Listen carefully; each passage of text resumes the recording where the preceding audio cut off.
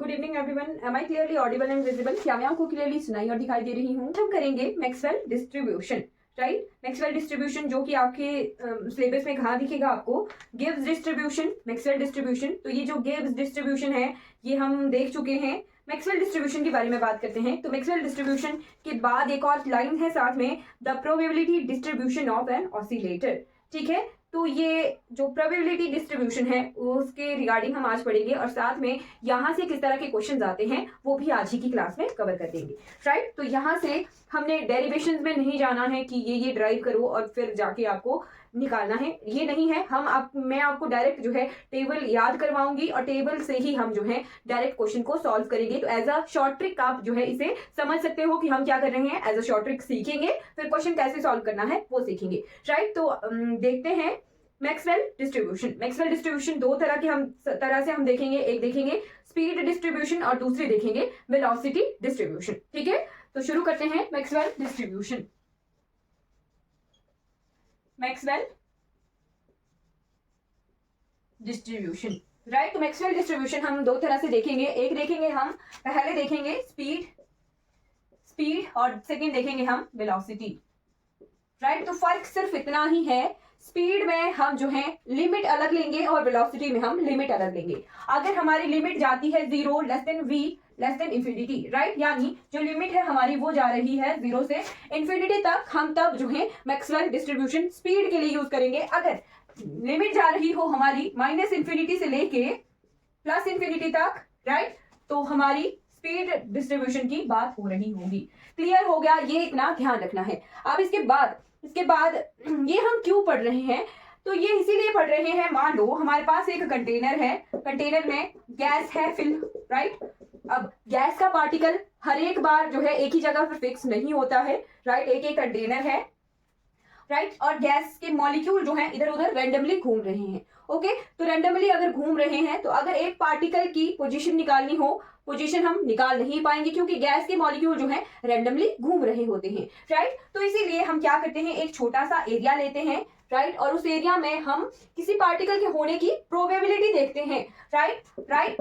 अब इस एरिया में क्या करेंगे हम, इस पार्टिकल के होने की, इन पार्टिकल्स के होने की प्रोबेबिलिटी देखेंगे, राइट? तभी पहले तो हम क्या करते थे, एक एक्सिस मान लो एक्स वाई एक प्लेन है, एक पार्टिकल है ए पार्टिकल है, राइट? तो ए पार्टिकल की पोजीशन फिक्स है, राइट? ये ए पोजीशन कैसे फिक्स है, ये एक्स वाई पोजीशन पर है, ठीक है? एक्स वाई पोजीशन पर ये है, राइट? तो इस तरह से हम देख सकते हैं अगर कोई स्टेबल पार्टिकल है। बट गैस मॉलिक्यूल, गैस जो है हमारे पास रैंडमली घूम रही है, राइट? तो घूम रही है तो उसकी मॉलिक्यूल्स की स्पीड कैसे माप सकते हैं? नहीं माप सकते ना। उन मॉलिक्यूल्स की वेलोसिटी कैसे माप सकते हैं? नहीं माप सकते, क्योंकि वो एक जगह तो पोजीशन नहीं है। तो इसीलिए हम क्या करते हैं, एक जो है स्मॉल एरिया लेते हैं और स्मॉल एरिया में अब स्पीड निकालनी है तो पहले हम प्रोबेबिलिटी निकालेंगे कि हाँ इस एरिया में ये पार्टिकल हो सकता है, होने की प्रोबेबिलिटी मतलब पॉसिबिलिटी, राइट? प्रोबेबिलिटी वर्ड का मतलब ही पॉसिबिलिटी होता है, राइट?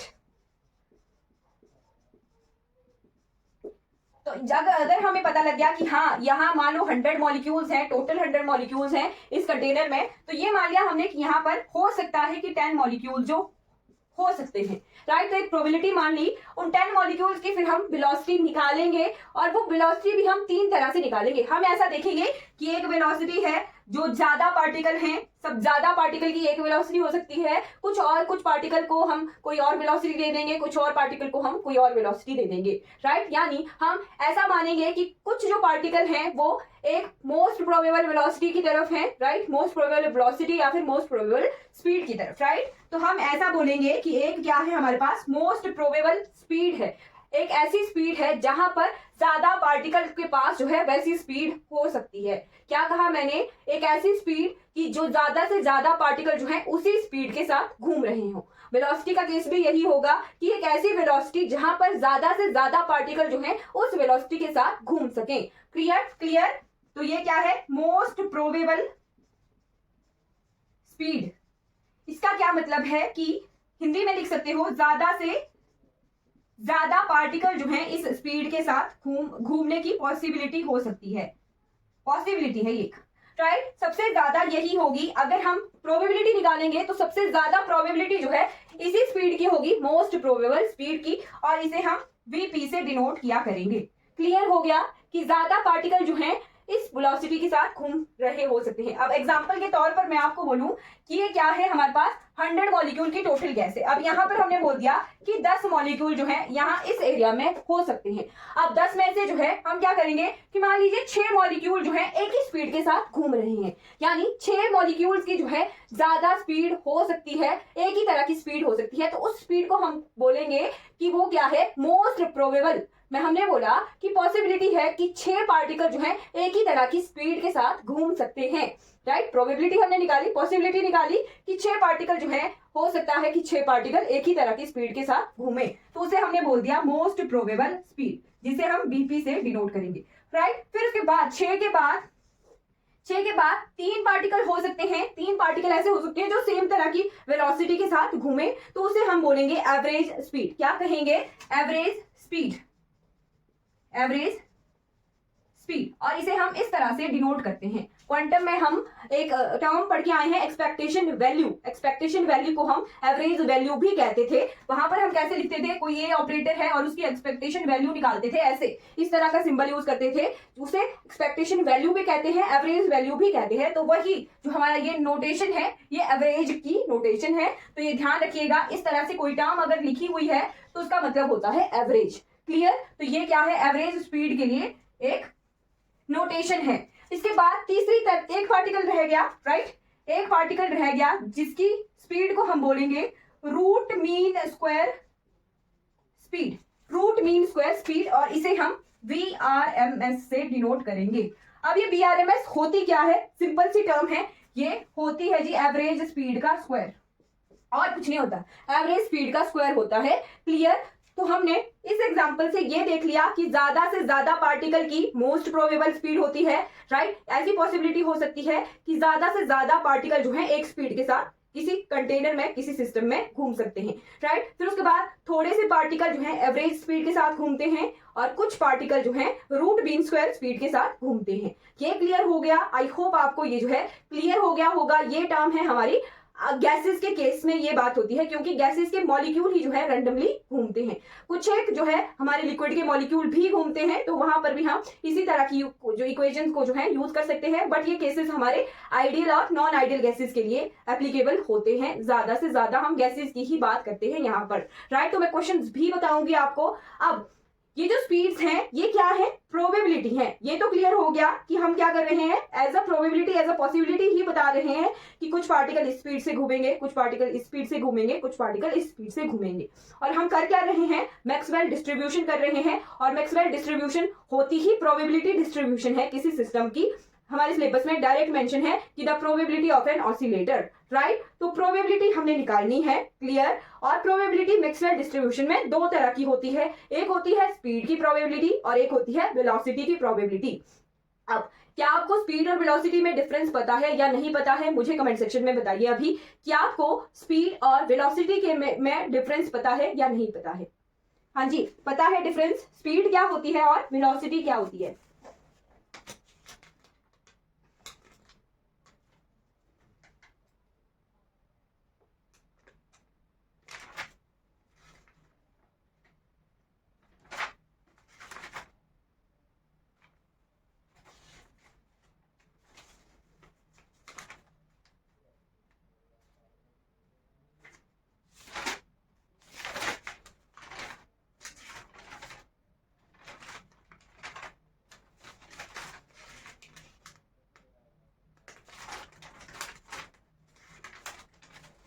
हाँ जी, पता है। आई थिंक नहीं पता है। हाँ बिल्कुल, स्पीड होता है डिस्टेंस अपॉन टाइम और डिस्प्लेसमेंट अपॉन टाइम होती है हमारी वेलोसिटी। जस्ट डिस्टेंस और डिस्प्लेसमेंट में फर्क होता है। हाँ बिल्कुल, डिस्टेंस अपॉन टाइम होती है स्पीड और वेलोसिटी होती है हमारी डिस्प्लेसमेंट अपॉन टाइम। क्लियर। तो ये जो डिस्टेंस होता है, ये डिस्टेंस हमेशा पॉजिटिव होता है। Is it clear. डिस्टेंस जो है हमारा हमेशा पॉजिटिव होता है, और जो वेलोसिटी होती है वो होती है डिस्प्लेसमेंट अपॉन टाइम। और जो डिस्प्लेसमेंट है वो हमारे पास पॉजिटिव भी हो सकता है, नेगेटिव भी हो सकता है और जीरो भी हो सकता है। क्लियर। तो ये जस्ट डिफरेंस है स्पीड और वेलोसिटी का। क्लियर हो गया आपको, राइट। डिस्प्लेसमेंट जो है हमारी नेगेटिव भी हो सकती है, पॉजिटिव भी होती है और जीरो भी होती है, but distance can never be zero and can never be negative. ये डिफरेंस होता है हमारा स्पीड और वेलोसिटी का। Is it clear? डिफरेंस आपको क्लियर हो गया होगा, राइट? तो स्पीड में जब हम प्रोबेबिलिटी निकालते हैं तो हम लिमिट डिसाइड करते हैं, मैंने लिखा भी था, मैंने मिटा दिया, 0 से less than equal to infinity. 0 से इंफिनिटी की तरफ जब भी 0 से अबव की ही बात होती है स्पीड में, ये लिमिट जो है 0 से ऊपर की ही बात करती है, राइट? और जो हमारी वेलोसिटी है उसमें limit minus infinity two plus infinity की ये बात करती है, यानी माइनस से प्लस इंफिनिटी तक ये लिमिट होती है। क्लियर हो गया? तो यहां से हमें ये डिफरेंस पता लग गया, जब स्पीड की बात हो रही है तब हम प्रोबेबिलिटी की जो इंटीग्रेशन करेंगे वो 0 से इंफिनिटी के बीच में करेंगे, और जब वेलोसिटी की बात होगी तब हम इंटीग्रेशन जो है माइनस इंफिनिटी से प्लस इंफिनिटी तक करेंगे, क्योंकि डिस्प्लेसमेंट जो है हमारी नेगेटिव भी होती है, जीरो भी होती है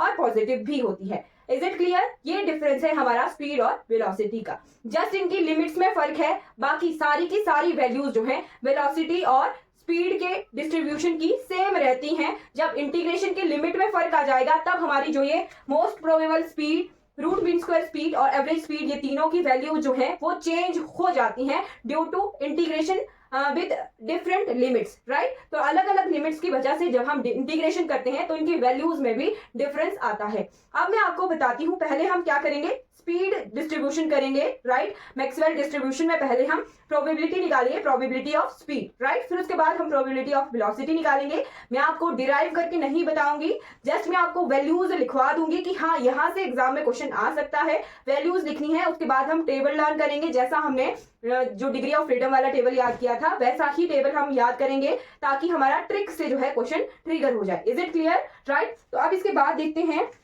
प्रोबेबिलिटी जो है प्रोपोर्शनल किसके होती है।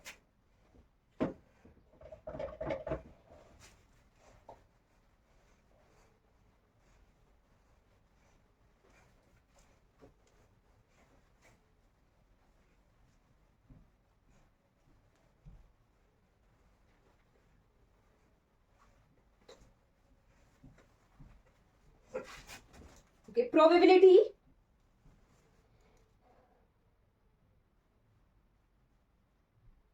okay, probability P is directly proportional to,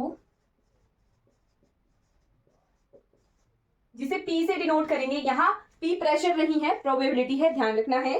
probability is directly proportional to exponential of minus beta की E, राइट? और E क्या है यहाँ पर? E है kinetic energy, total energy of the system, kinetic energy plus potential energy, right? अब system में gas है, राइट? पोटेंशियल क्या होती है? एक पॉइंट ऐसा जहां पर जो वेलोसिटी है वो या स्पीड है वो बिल्कुल जीरो हो जाती है, राइट? तो गैस में क्या होता है? पोटेंशियल एनर्जी हमारी जीरो हो जाती है, तो जो एनर्जी है वो टोटल काइनेटिक एनर्जी के बराबर ही होती है।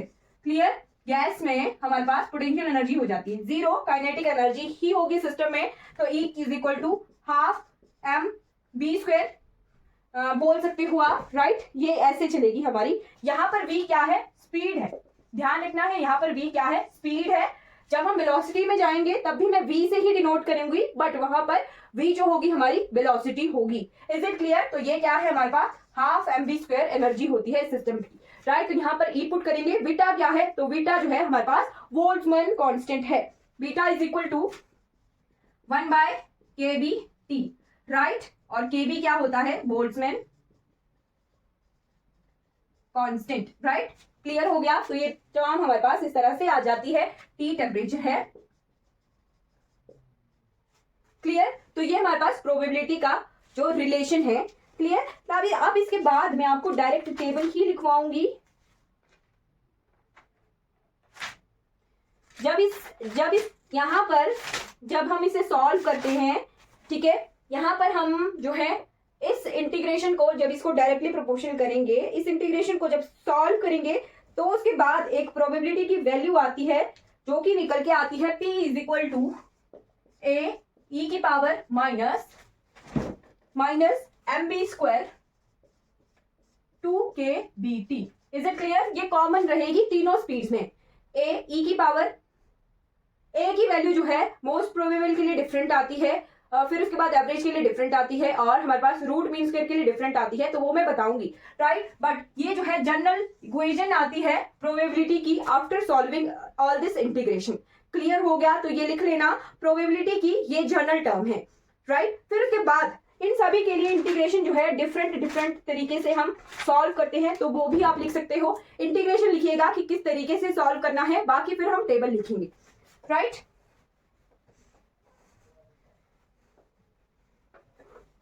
तो जब अगर निकालनी हो मोस्ट प्रोबेबल स्पीड, यानी ज्यादा पार्टिकल की स्पीड कितनी है, मोस्ट प्रोबेबल स्पीड, ऐसी स्पीड जिसकी ज्यादा पॉसिबिलिटी है और ज्यादा पार्टिकल के पास वैसी स्पीड है, उसे हम डिनोट कर रहे हैं वीपी से, राइट। तो वीपी के लिए हमारे पास जब इंटीग्रेशन सॉल्व करनी है हमने, तो हम इसे इस तरह से सॉल्व करते हैं प्रोबेबिलिटी को, dp by dv is equal to 0।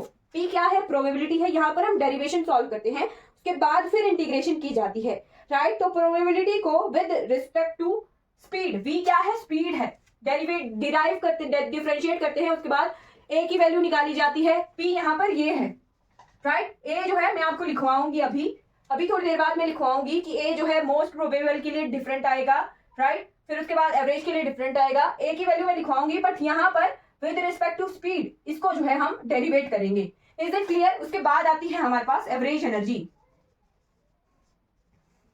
Average energy को हम इस तरह से लिखते हैं, एवरेज एनर्जी नहीं, सॉरी, एवरेज स्पीड। तो इसे लिखते हैं हम integration of v speed probability of v dv। Is it clear? ये क्या है? प्रोबेबिलिटी ऑफ स्पीड, pv क्या है? प्रोबेबिलिटी है यहाँ पर, और v क्या है? स्पीड। तो ये इस तरह से इंटीग्रेशन को सॉल्व किया जाता है, राइट। फिर आता है हमारे पास root mean square speed,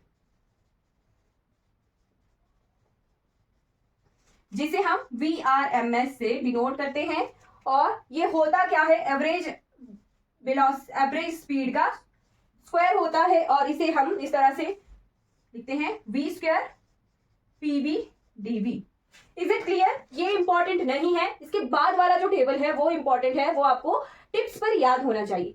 is it clear? इस तरह से यहाँ पर हम p की वैल्यू पुट करेंगे, यहाँ पर p की वैल्यू पुट करेंगे, और फिर इसे इंटीग्रेट करेंगे, तो जहां से हर एक बार जो है a की वैल्यू डिफरेंट आती है, राइट। वो टेबल मैं आपको याद करवा देती हूँ, नोट करवा देती हूँ, जो कि याद करना है, और वहां से ही हमारे पास न्यूमेरिकल आते हैं, राइट।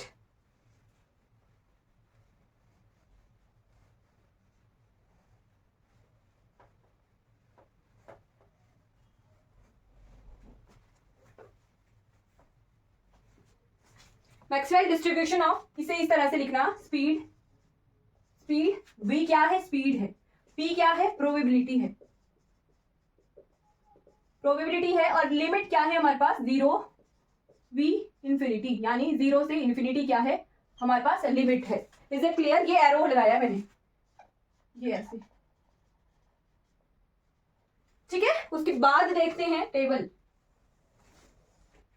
तो टेबल हम 1 डायमेंशनल, 2 डायमेंशनल, 3 डायमेंशन इस तरह से याद करेंगे, राइट। अगर एग्जाम में आपके पास डायमेंशन नहीं दी है, तो ध्यान रखना है कि वहां पर 3 डायमेंशनल की बात हो रही है, 3D सिस्टम की बात हो रही है, ठीक है। अगर एग्जाम में आपके पास डायमेंशंस नहीं दी हैं, तो हमेशा ही 3D सिस्टम के साथ हम डे टू डे लाइफ में डील करते हैं, तो 3D ही सिस्टम के बारे में पूछा गया होगा एग्जाम में। अगर डायमेंशन नहीं दी है तो वो भी ध्यान रखना है, राइट। यहां आ गई हमारे पास डायमेंशंस, यहां आ गई प्रोबेबिलिटी,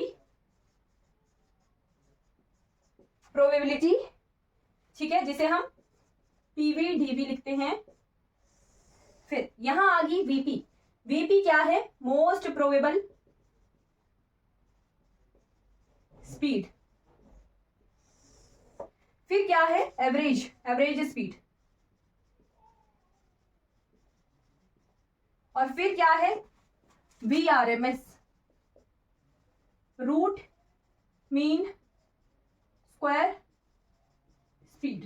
कैसे डिराइव हुई है, कैसे आया, क्या आया, छोड़ दो, जस्ट ये टेबल याद होना चाहिए, राइट। तो फर्स्ट केस है हमारे पास 3D में प्रोबेबिलिटी को याद कैसे करना है, ये है 2D सिस्टम और ये है 1D सिस्टम। याद कैसे करना है प्रोबेबिलिटी को, वो बता देती हूँ। एक टर्म लिखना ये है ए की वैल्यू m अपॉन 2 पाई kBT, राइट, m अपॉन 2 पाई kBT, ये दोनों में कॉमन लिख लेना, m अपॉन 2 पाई kBT, m अपॉन 2 पाई kBT। ये प्रोबेबिलिटी में जो a लिखा था मैंने वो है ये, उसके बाद हमने एक और टर्म लिखी थी e की power minus m square by 2 kBT, ये भी कॉमन है, e की power minus m square upon 2 kBT और e की power minus m square by 2 kBT।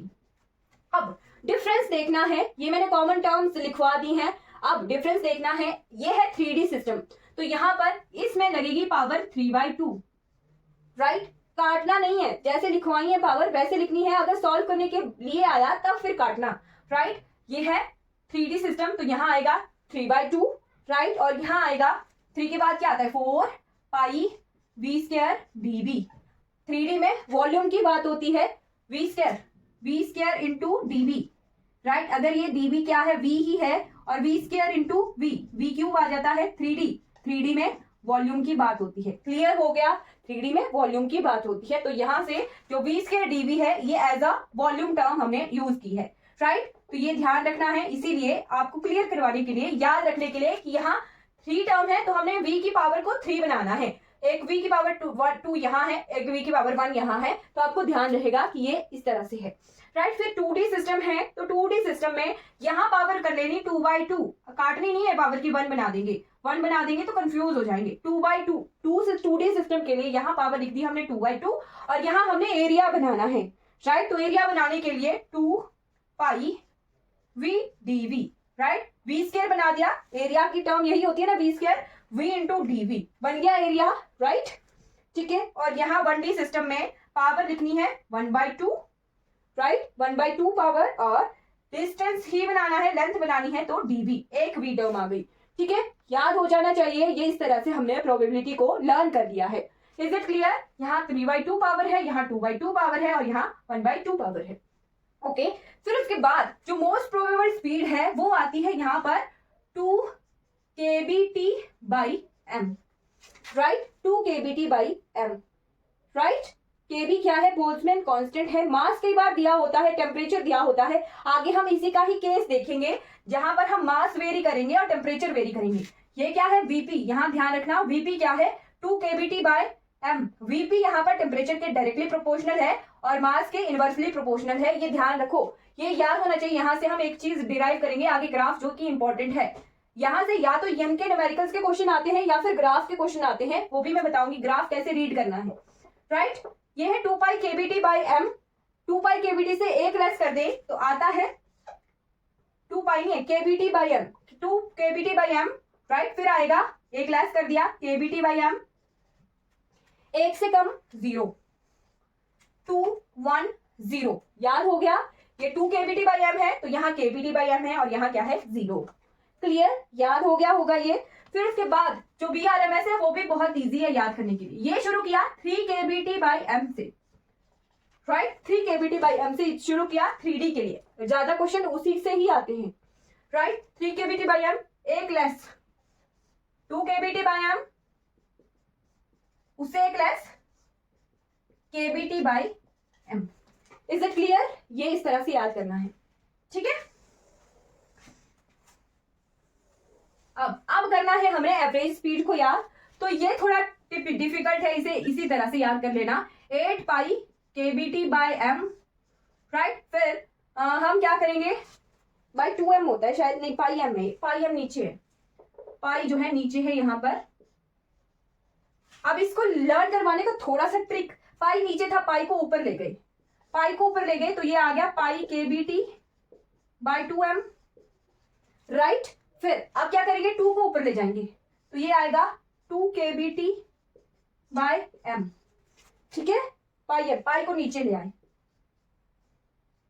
पाई तीनों टर्म्स में है, ध्यान रखना है, जो यहाँ एवरेज स्पीड है वहां पर तीनों टर्म्स में पाई होगा, ठीक है, राइट, कोई डाउट है तो पूछ लीजिए, ये वैल्यूज लिख लीजिए, याद होनी चाहिए, राइट, लिख लिया आपने या नहीं लिखा मुझे बता दीजिए, लिख लिया या नहीं लिखा बताइए, फिर हम आगे बढ़ जाते हैं।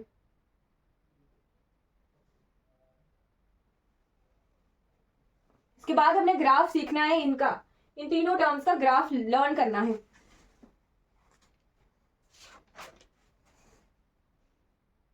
ओके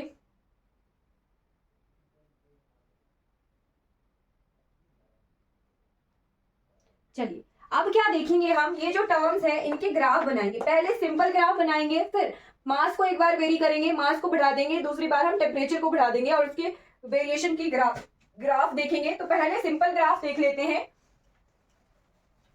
प्रोबेबिलिटी और स्पीड के बीच में बनेगा ग्राफ।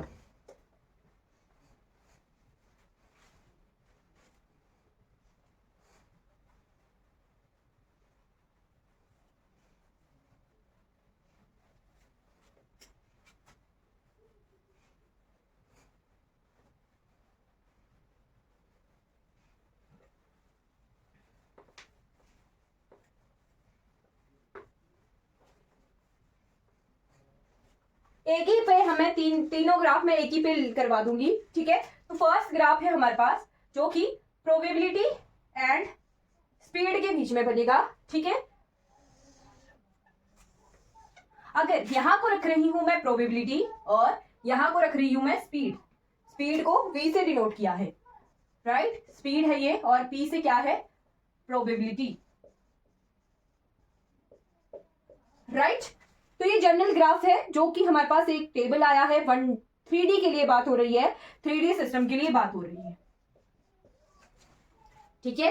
2D के लिए भी वैसा ही वेरी करेगा, 1D के लिए भी वैसा ही वेरी करेगा, राइट। बट हम 3D के ही वैल्यूज लेके चलेंगे। आगे जब मैं वेरिएशन करूंगी तो मैं 3D वाला ही केस देखूंगी, राइट। तो ये जो जनरल ग्राफ है हमारा वो आता है ऐसे, ये एक गॉसियन ग्राफ होता है, ठीक है। इसकी शेप को कहा जाता है गॉसियन ग्राफ, ठीक है। अब इस ग्राफ का क्या मतलब है, इस ग्राफ में ये शो हो रहा है कि प्रोबेबिलिटी सबसे ज्यादा किसकी है। मैंने कहा था आपको कि जो मोस्ट प्रोबेबल स्पीड होती है वो सबसे ज्यादा प्रोबेबिलिटी होती है उसकी, यानी जो ज्यादा पार्टिकल है उनके पास जो है ज्यादा स्पीड की होने की प्रोबेबिलिटी होगी, राइट। ज्यादा से ज्यादा पार्टिकल जो है मोस्ट प्रोबेबल स्पीड के साथ मूव करेंगे किसी सिस्टम में। क्या कहा मैंने, ज्यादा से ज्यादा पार्टिकल जो है मोस्ट प्रोबेबल स्पीड से मूव करेंगे, राइट। तो इस ग्राफ में सबसे ज्यादा प्रोबेबिलिटी कहां पर है, इस पॉइंट पर, राइट, इस पॉइंट पर सबसे ज्यादा प्रोबेबिलिटी है। तो यहाँ ये वेलोसिटी के टर्म में ये वेलोसिटी है, इधर को ये प्रोबेबिलिटी है, राइट। तो ये जो प्रोबेबिलिटी सबसे ज्यादा किसके लिए होगी, ये होगी वीपी के लिए, यानी मोस्ट प्रोबेबल स्पीड के लिए ये प्रोबेबिलिटी होगी। यानी ज्यादा से ज्यादा पार्टिकल जो है किसी सिस्टम में मोस्ट प्रोबेबल स्पीड के साथ मूव करेंगे। उसके बाद थोड़े पार्टिकल एवरेज स्पीड के साथ मूव करेंगे और बहुत कम पार्टिकल जो है हमारे पास VRMS से मूव करेंगे, राइट। इस ग्राफ को देख के आपको क्लियर हुआ कि क्या है ये, यहाँ जो एवरेज स्पीड है उनकी प्रोबेबिलिटी, उसके होने की प्रोबेबिलिटी इतनी है, राइट। और जो हमारे पास ये है उसकी होने की प्रोबेबिलिटी इतनी है, राइट। अगर मैं इसे P1 बोलूं, राइट, VP की प्रोबेबिलिटी P1 है। अगर V एवरेज की, ये है V के एवरेज के लिए, ये पॉइंट है VP के लिए और ये पॉइंट है VRMS के लिए, राइट। अगर इसे मैं P2 बोलूं, इसे मैं P3 बोलूं, प्रोबेबिलिटी है, ये प्रेशर नहीं है, राइट। तो यहाँ पर जो प्रोबेबिलिटी VP की है, प्रोबेबिलिटी VP की है वो ज्यादा है, is greater than probability of average then greater than probability of VRMS। इसे इस तरह से लिखना, ध्यान रखना, कई बार जो है इस तरह से क्वेश्चन आ सकता है। तो probability of most probable speed is greater than probability of average then greater than probability of VRMS। Is it clear? ये हमने इस तरह से सीख लिया कि ज्यादा से ज्यादा पार्टिकल जो है मोस्ट प्रोबेबल स्पीड के साथ किसी सिस्टम में घूमेंगे, राइट। जो कि मैंने एग्जांपल बताया था आपको कि अगर किसी सिस्टम में 10 पार्टिकल हैं, राइट, 10 एटम है या 10 पार्टिकल हैं, तो 6 जो है मोस्ट प्रोबेबल के साथ घूमेंगे, 3 जो है एवरेज स्पीड के साथ घूम रहे हैं और एक पार्टिकल जो है हमारे पास VRMS के साथ घूम रहा है। Is it clear? उतनी स्पीड है उन पार्टिकल्स की, राइट। 6 पार्टिकल की अगर मोस्ट प्रोबेबल स्पीड है तो एवरेज स्पीड 3 पार्टिकल की होगी, एक स्पीड जो है हमारे पास VRMS की होगी। ये मीटर पर सेकंड भी हो सकता है, राइट, किलोमीटर पर सेकंड भी हो सकता है। स्पीड जो है आपको पता है इसके यूनिट, जस्ट मैंने नंबर्स बताए हैं, यूनिट्स जो है आप अपनी मर्जी से लगा सकते हो, राइट। जैसे मान लो ये मीटर पर सेकंड स्पीड है, राइट, क्लियर हो गया। सॉरी, ये जो है हमारे पास पार्टिकल्स हैं, 6 पार्टिकल, 3 पार्टिकल, 1 पार्टिकल, राइट। तो अब इसके बाद हम 2 केसेस लेंगे जो कि इंपॉर्टेंट है और वहां से ग्राफ आ सकता है। तो केस वन लेंगे हम क्या करते हैं, केस 1 में हम क्या करते हैं, टेम्परेचर बढ़ाते हैं और मास को रखते हैं कांस्टेंट। टेम्परेचर बढ़ाया और मास को रखा कांस्टेंट।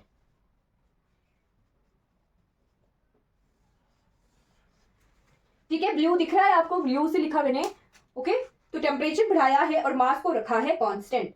तो यहां से 3 टर्म्स हम देखेंगे। एक हम देखेंगे कि प्रोबेबिलिटी कर्व जो है, ये गॉसियन कर्व कैसे शिफ्ट हुआ, और एक जो है मोस्ट प्रोबेबल स्पीड जो है कैसे शिफ्ट होती है, राइट। तो ये हमारे पास पहले जनरल ग्राफ है P, और ये क्या है, इधर को स्पीड है, और ये हमारे पास जनरल ग्राफ था, ये इस तरह का, राइट। अब क्या किया हमने क्या किया, टेम्परेचर को बढ़ाया है, राइट। और जब टेम्परेचर को बढ़ाया है तो हमारे पास जो है रिलेशन कौन सा देखना है आपने,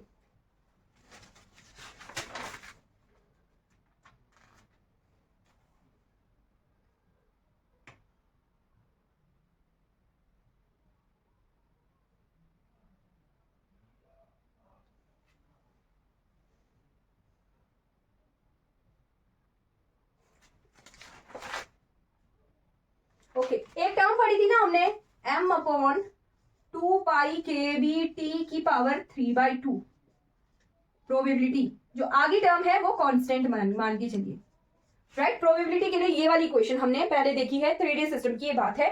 तो यहाँ इस इक्वेशन से ये पता लग रहा है कि प्रोबेबिलिटी जो है टेम्परेचर के इनवर्सली प्रोपोर्शनल है। ये P क्या है, प्रोबेबिलिटी, ध्यान रखना, ये P क्या है, प्रोबेबिलिटी। तो प्रोबेबिलिटी जो है इस टेम्परेचर के इनवर्सली प्रोपोर्शनल है, राइट। ध्यान रखना है P फॉर प्रोबेबिलिटी, PR लिख देती हूँ मैं इसको, तब कंफ्यूजन नहीं होगी।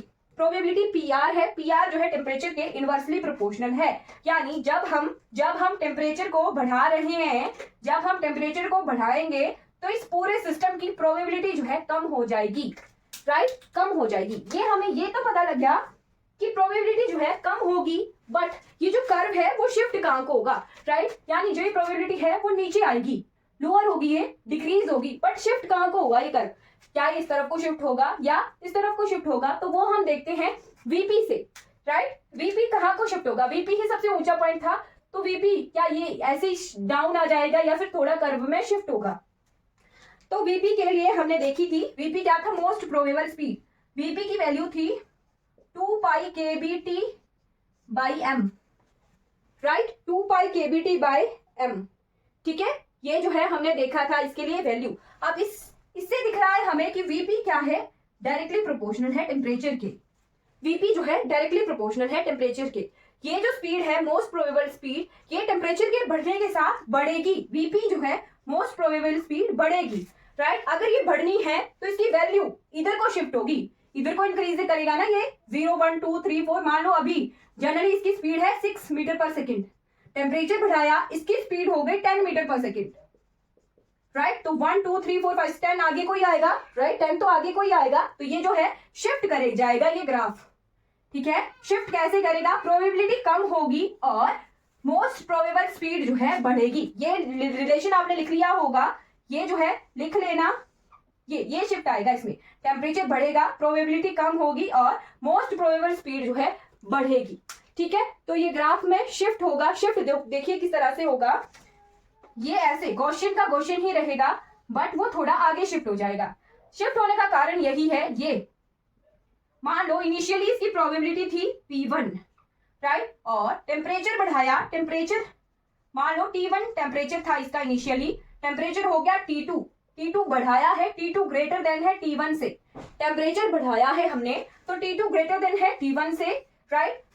तो यहाँ पर ये प्रोबेबिलिटी अब आ गई है P2 पर, राइट, प्रोबेबिलिटी लोअर हो गई है। ये प्रोबेबिलिटी P1 जो है ग्रेटर है P2 से, राइट। जब टेम्परेचर हुआ T2 तो प्रोबेबिलिटी आई हमारे पास P2, और जो कि लेस देन है P1 प्रोबेबिलिटी से, राइट। तो ये पता लग गया हमारे को कि जब हमने टेम्परेचर को बढ़ाया है तब हमारे पास प्रोबेबिलिटी जो है कम हुई है। प्रोबेबिलिटी कम हुई है। अब देखते हैं कि जो मोस्ट प्रोबेबल स्पीड है वो भी क्या बढ़ी है या घटी है। तो यहाँ पर ये वैल्यू ये थी Vp1 यानी मोस्ट प्रोबेबल स्पीड थी एट टेम्परेचर T1, राइट। जब हमने टेम्परेचर को बढ़ाया है तब हमारे पास मोस्ट प्रोबेबल स्पीड है वो भी इंक्रीज करेगी यानी वो जो है शिफ्ट करेगा टेम्परेचर, राइट, शिफ्ट करेगी मोस्ट प्रोबेबल स्पीड। तो शिफ्ट कर रही है ये आगे की तरफ, ग्रेटर वैल्यू की तरफ। तो ये आएगा हमारे पास Vp2 जो है T2 टेम्परेचर पर मोस्ट प्रोबेबल स्पीड है।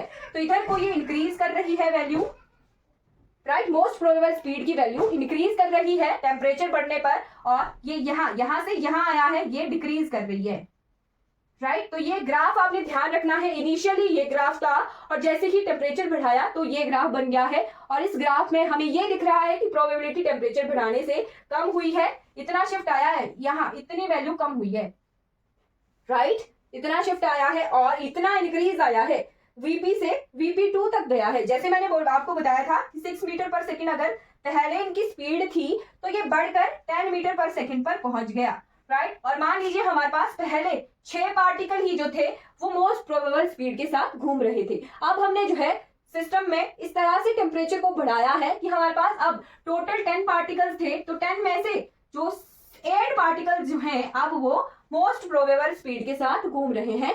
ये तो मैंने आपको काउंटेबल पार्टिकल्स की बात की है, बट हमारे गैस में अनकाउंटेबल पार्टिकल होते हैं, राइट। ये नहीं पता है कि एक कंटेनर में कितने नंबर ऑफ पार्टिकल हैं।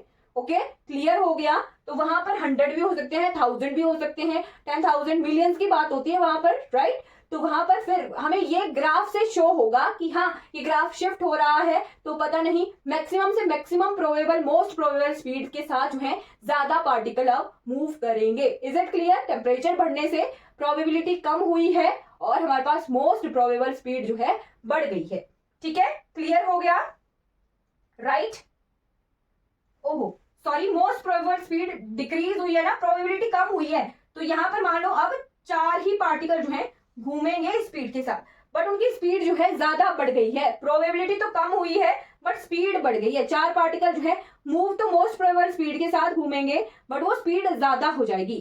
क्लियर हो गया, राइट। फिर केस नंबर सेकेंड आता है हमारे पास। केस सेकेंड है अगर हम मास को इंक्रीज करें और टेम्परेचर को रखें कांस्टेंट।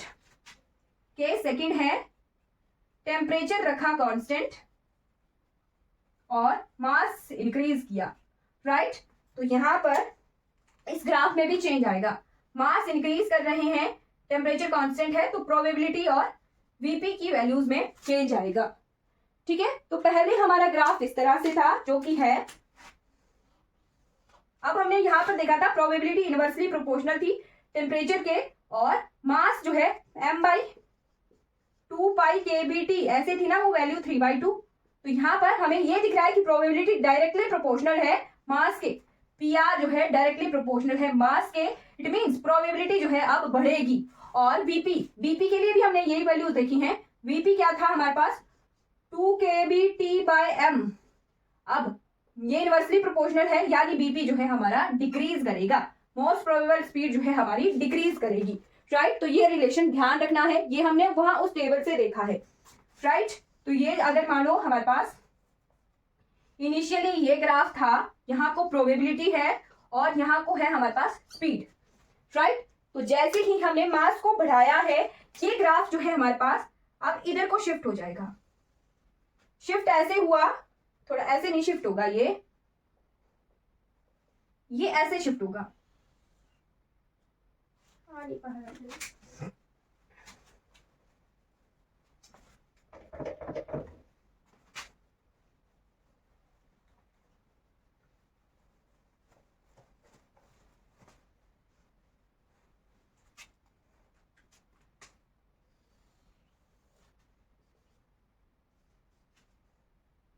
ये इनिशियल ग्राफ था, ठीक है, ये इनिशियल ग्राफ था। अब जो है ये कर्व शिफ्ट कर जाएगा, शिफ्ट करेगा ऐसे कि प्रोबेबिलिटी हमारी मास बढ़ाया है हमने, प्रोबेबिलिटी भी बढ़ेगी और मोस्ट प्रोबेबल स्पीड जो है डिक्रीज करेगी। तो ये ग्राफ जो है ऐसा शिफ्ट करेगा, राइट। शिफ्ट किया ये थी वीपी और ये जो है न्यू वीपी बन के आई है, Vp2, ये Vp1 है, तो यहाँ को अगर शिफ्ट हो रहा है ये डिक्रीज कर रहा है, राइट, ठीक है, राइट। ये मास m1 पर था ग्राफ और ये मास m2 पर ग्राफ बना है, ठीक है। तो अब देखो ये इनिशियली m1 पर प्रोबेबिलिटी है p1 और मास m2 पर प्रोबेबिलिटी है p2, तो जब ये शिफ्ट किया तो ये प्रोबेबिलिटी बढ़ गई, इंक्रीज कर गई ये, ठीक है, इंक्रीज कर गई, राइट।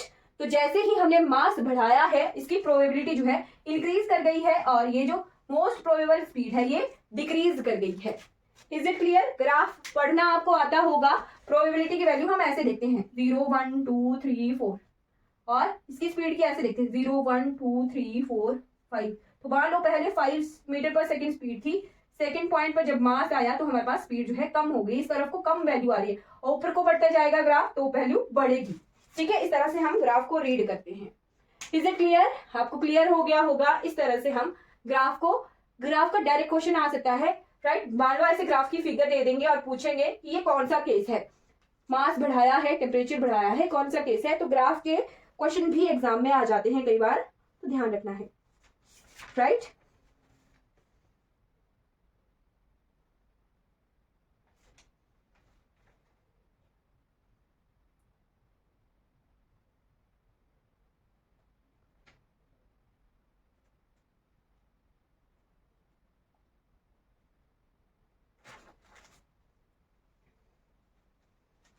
Right, time.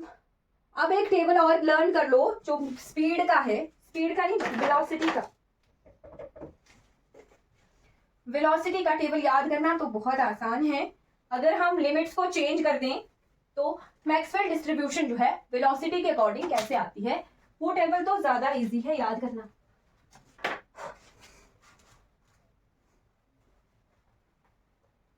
मैंने सोचा था सिर्फ टेबल पढ़ाऊंगी और क्लास जल्दी से हो जाएगी, बट ऐसा नहीं है, इसे पढ़ाना भी थोड़ा टाइम कंज्यूमिंग प्रोसेस है ये सारी।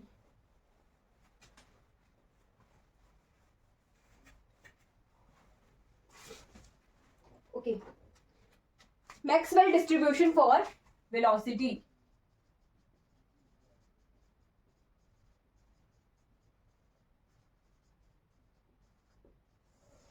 वेलोसिटी जहां पर लिमिट जाती है माइनस इन्फिनिटी से प्लस इन्फिनिटी तक, राइट, राइट। तो जैसे हमने पहले लिखा था वैसे ही हम सेम यहां पर भी वो टेबल बनाएंगे, सेम लिख लीजिएगा। मैं अब नाम नहीं लिखूंगी, ये डायमेंशंस पीवी डीवी, यहां पर वीपी, वीपी क्या है, मोस्ट प्रोबेबल वेलोसिटी, यहां पर v क्या है, वेलोसिटी है, ध्यान रखना v को हमने वेलोसिटी से डिनोट किया है, और यहां पर एवरेज वेलोसिटी और यहां पर क्या है, root mean square velocity, right. तीनों डायमेंशंस के लिए 3D 2D 1D। अब यहाँ पे प्रोबेबिलिटी के लिए सेम जो हमने देखा था वैसा ही है, बट यहां पर हम जरा सा चेंज करेंगे, m/2π/kBt, ये ध्यान होगा आपको। तो यहां से आप वेलोसिटी प्रोबेबिलिटी का डायरेक्ट रिलेशन याद कर सकते हो, 3/2, ये कॉमन है, e की पावर -m²/2kBt, ये जो है कांस्टेंट है, राइट, इनटू dB, dB ये डिफरेंस है यहाँ पर तीनों ही में dB dB dB आएगा, ओके। m/2π/kBt की पावर 2/2 e की पावर -m²/2kBt dB, m/2π/kBt की पावर 1/2 e की पावर -m²/2kBt dB, ठीक है, राइट। अब यहाँ पर जो एवरेज वेलोसिटी है और मोस्ट प्रोबेबल वेलोसिटी है वो तीनों के तीनों केसेस में होती है 0 0 0 0 0 0 0, और जो VRMS है वो सेम होता है, सेम जो हमने स्पीड में भी देखा था, 3kBt/m, 3 से लेस 2kBt/m, 2 से एक less kBt/m। Is it clear? ये टेबल नोट कर लीजिए, ये इंपॉर्टेंट है, एग्जाम में इससे रिलेटेड क्वेश्चन आ सकते हैं। लिख लिया आपने या नहीं लिखा है मुझे बता दीजिए। अब एक आध क्वेश्चन जो है यहां देख लेते हैं, इसका ग्राफ बता दूं, चलिए ग्राफ बता देती हूँ, फिर क्वेश्चन जो है मैं क्या करूंगी, एक क्वेश्चन बता दूंगी मैं आपको इसका, हाँ एक दो क्वेश्चन बता दूंगी, ठीक है। हाँ जी लिख लिया, ग्राफ देख लेते हैं इसका।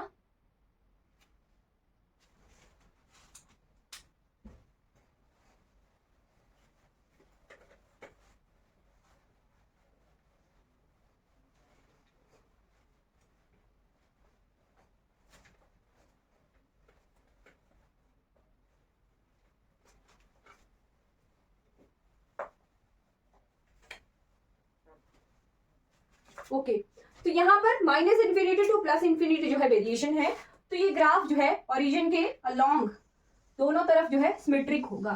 गॉसियन ही ग्राफ है बट ओरिजिन के अराउंड जो है सिमेट्रिक होगा।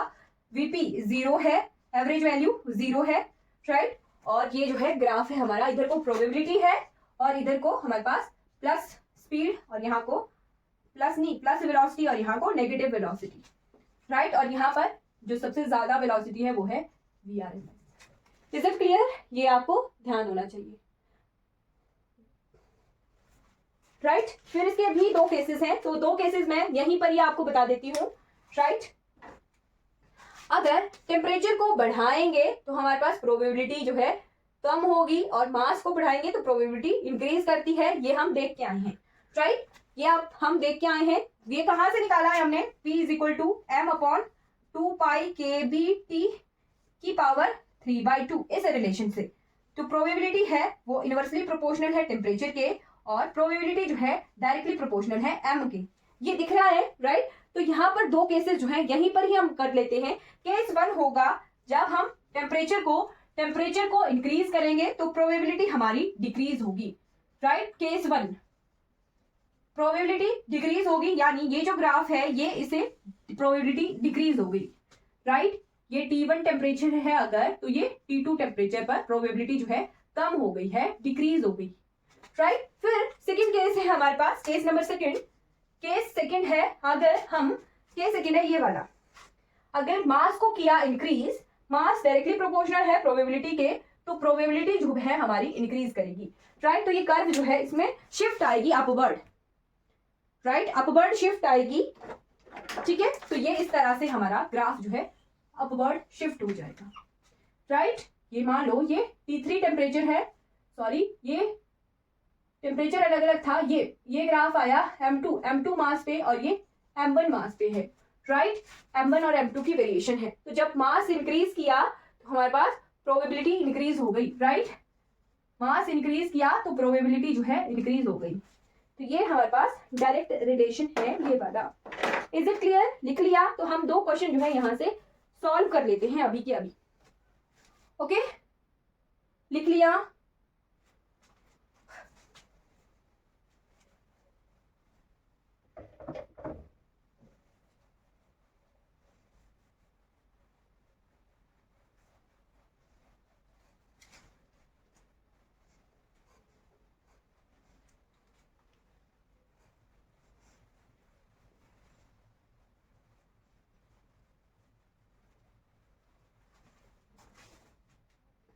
कोई रिस्पॉन्स नहीं आ रहा है, लिख लिया? नहीं लिखा है ना? चलिए क्वेश्चन क्या है, consider a Maxwell distribution of speed. Speed की बात है, इस तरह से क्वेश्चन आएंगे, consider a Maxwell distribution of speed, right, of the molecule of an ideal gas, of the molecule of an ideal gas. Let VMP and VRMS. Let VMP and VRMS denotes most probable speed and root mean square speed respectively. Denotes most probable speed and root mean square speed respectively. फिर है the magnitude of ratio is the magnitude of ratio पूछी हुई है BMP bye BRMS is, और option दिए हैं, A option is 1, B is 2/3, C is √2/3 and D option is 3/2। हाँ जी, idea, any idea कौन सा ऑप्शन करेक्ट होगा? चलिए मैं सॉल्व करवा देती हूं। सबसे पहली चीज, क्वेश्चन को पढ़ना कैसे है। क्वेश्चन में दिया है Maxwell distribution of most of speed, यानी जो फर्स्ट टेबल हमने याद किया है वो, राइट, वो टेबल जो है डिस्ट्रीब्यूशन ऑफ स्पीड का, वो वैल्यूज यूज होंगी। अब बोला है VMP क्या है, मोस्ट प्रोबेबल स्पीड है, और VRMS क्या है, रूट मीन्स के स्पीड है, राइट। तो यहाँ पर डायमेंशन नहीं दिए हैं, डायमेंशन नहीं दिए हैं तो हम 3D का केस लेके चलेंगे। अब VMP की 3D में क्या वैल्यू होती है, VMP यानी मोस्ट प्रोबेबल स्पीड की 3D में क्या वैल्यू होती है, 2 kBT/m, ठीक है, ये होती है। और VRMS की क्या वैल्यू होती है, √3 kBT/m। अब क्वेश्चन में पूछा है, रेशो पूछी है, बस इनको डिवाइड करना है, VMP divided by BRMS, right. तो इसको डिवाइड कर देंगे अगर, तो √2 को बाहर निकाल दिया और √3 को बाहर निकाल दिया, तो अंदर क्या है, एक है kBT/m और नीचे क्या है, √kBT/m, ठीक है। जो कॉमन टर्म है उसको मैंने बाहर निकाल दिया, राइट। अभी कॉमन टर्म जो है ये कट हो सकती है, ठीक, कट हो सकती है, और यहाँ बचा √2 डिवाइडेड बाय √3। तो अगर इन दोनों को एक ही रूट के अंदर लिख लूं मैं अगर, तो ये √2/√3 हो सकता है, राइट, √2 3/3, हाँ इस ऑप्शन में है, ठीक है। ये नहीं बोला कि रूट से रूट कैंसिल, नो, रूट से रूट कैंसिल नहीं होता है, ये दोनों जो है यहाँ एक ही रूट के अंदर आ सकते हैं, तो ऑप्शन नंबर C जो है हमारा करेक्ट होगा। तो इस तरह के क्वेश्चन जो है यहाँ इन टेबल से आते हैं। अब एक और क्वेश्चन है, क्वेश्चन समझ आ गया या नहीं समझ आया, कोई रिस्पॉन्स दे दीजिए कि क्लियर है। ओके, एक और क्वेश्चन भी देख लेते हैं।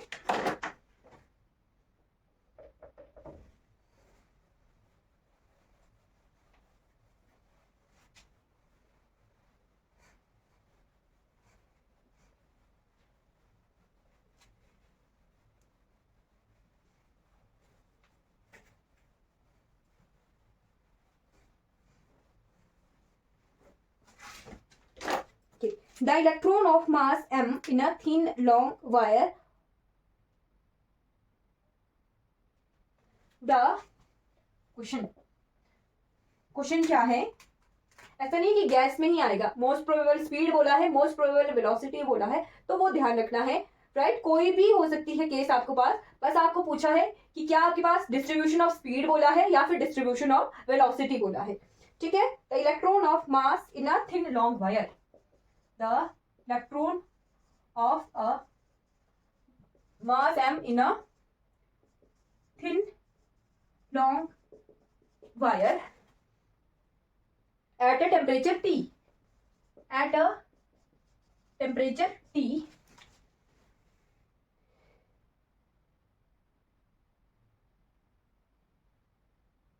Maxwell velocity T, follow Maxwell velocity distribution, ठीक है। then find most probable speed, option A है √2 kBT/m, बी है √2 kBT/m, हाँ जी, ऑप्शन बताना, √2 kBT/m, C is 0 and D option is √kBT/m। कौन सा वाला करेक्ट है, इन तीनों में से, चारों में से, ऑप्शंस में से कौन सा वाला करेक्ट है?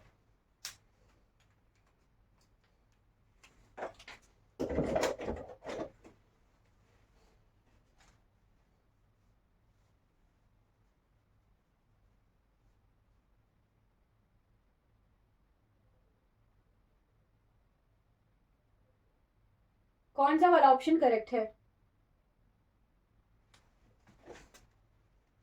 बताइए। नहीं आता कोई बात नहीं, आंसर कीजिए।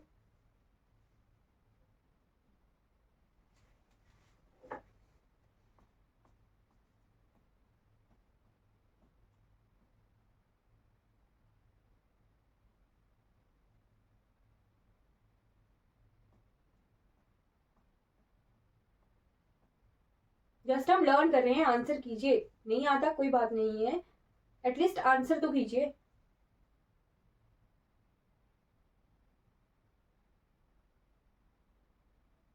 ओके कोई बात नहीं।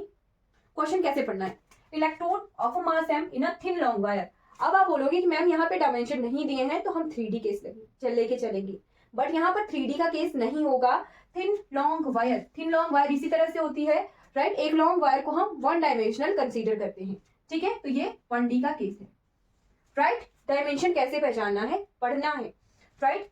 थिन वायर यानी 1D का केस है। अब बोला है follows Maxwell velocity distribution, right. तो मैक्सवेल वेलोसिटी डिस्ट्रीब्यूशन को वो फॉलो करता है। फिर बोला है कि मोस्ट प्रोबेबल स्पीड क्या होगी उसके लिए। तो मोस्ट प्रोबेबल स्पीड के लिए मैक्सवेल स्पीड डिस्ट्रीब्यूशन हमने देखना है। और 1D के केस में मोस्ट प्रोबेबल स्पीड वीपी कितना होता है जी, 0 होता है, ठीक है। 1D के केस में मोस्ट प्रोबेबल स्पीड जो है 0 होता है, तो ये 0 जो है हमारे पास करेक्ट होना था। अगर यहाँ पर मोस्ट प्रोबेबल स्पीड की जगह अगर मोस्ट प्रोबेबल वेलोसिटी भी पूछा होता तब भी यहाँ पर 0 ही ऑप्शन करेक्ट होना था, ठीक है। 0 ही होती है मोस्ट प्रोबेबल वेलोसिटी भी, और स्पीड जो है 1D के केस में 0 होती है, राइट। स्पीड भी 0 होती है और वेलोसिटी भी 1D के केस में 0 होती है। टेबल चेक कर लीजिए, राइट। तो टेबल हमें याद होगा तो हम जो है इन ऑप्शन को करेक्ट कर सकते हैं। टेबल याद है तो हम ट्रिक के लगा के थोड़ा सा क्वेश्चन को पढ़ के ऐसे इस तरह के क्वेश्चन को सॉल्व कर सकते हैं। Is it clear? तो आपने जो है जो टेबल मैंने करवाया है आज वो लर्न कर लेना है, राइट। तो आज की क्लास हम इतनी ही लेंगे। हमने जितना पढ़ना था यहाँ इस पोर्शन से वो हम कवर कर चुके हैं। अब हम ये थर्मोडायनेमिक्स वाला पोर्शन है, थर्मोडायनेमिक्स की एक क्लास रहती है वो थर्मोडायनेमिक्स का रहता है। उसके बाद हम स्टैट की तरफ बढ़ेंगे, स्टैट के भी 3-4 लेक्चर में कंप्लीट हो जाएगी स्टैट, राइट। तो आई होप आपको ये इन्फॉर्मेशन क्लियर हो गई होगी। कोई डाउट होगा तो चैट बॉक्स में पूछ लेना। Thank you for watching this.